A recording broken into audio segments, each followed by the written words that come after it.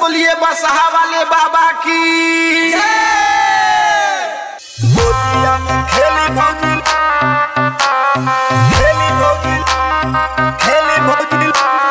DJ कुंदन हर सीधी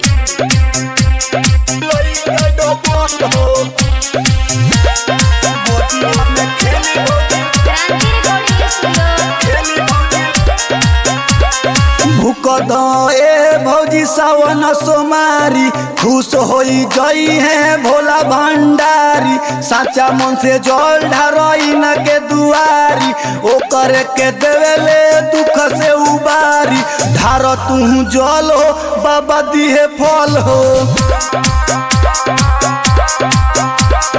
गोदिया में खेली भौजी लइका डबल हो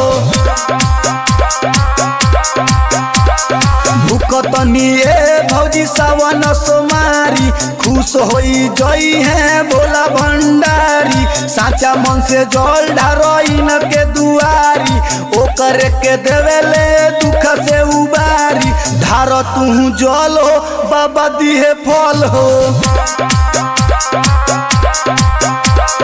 गोदिया में खेली भौजी लइका डबल हो डीजे कुंदन हर सीधी मिक्स बाय कृष्णा क्रांति पटेल।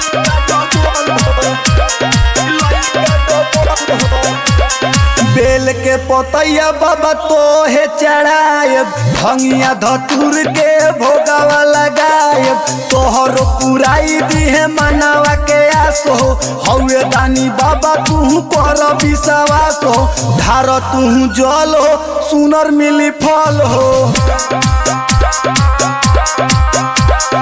गोदिया में खेली भौजी लइका डबल हो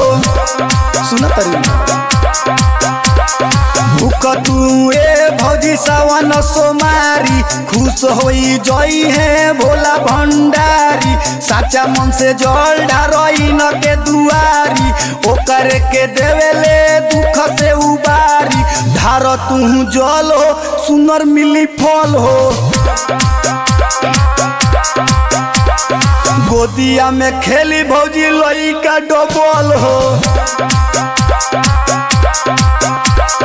डीजे कुंदन हर सीधी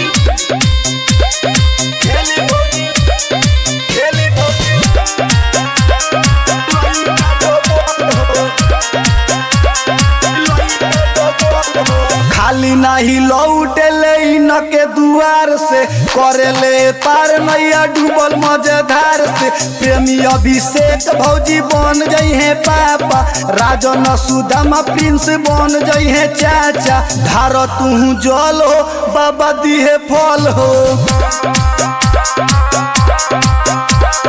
गोदिया में खेली भौजी लइका डबल हो भूख तू ए भौजी सावन सोमारी खुश होई जई है भोला भंडारी साचा मन से जल ढारई न के दुआरी ओ करे के देवेले दुख से उबारी ढार तू जल हो सुनर मिली फल हो गोदिया में खेली भौजी लइका डबल हो क्रांति रिकॉर्डिंग स्टूडियो भिलाई बाजार।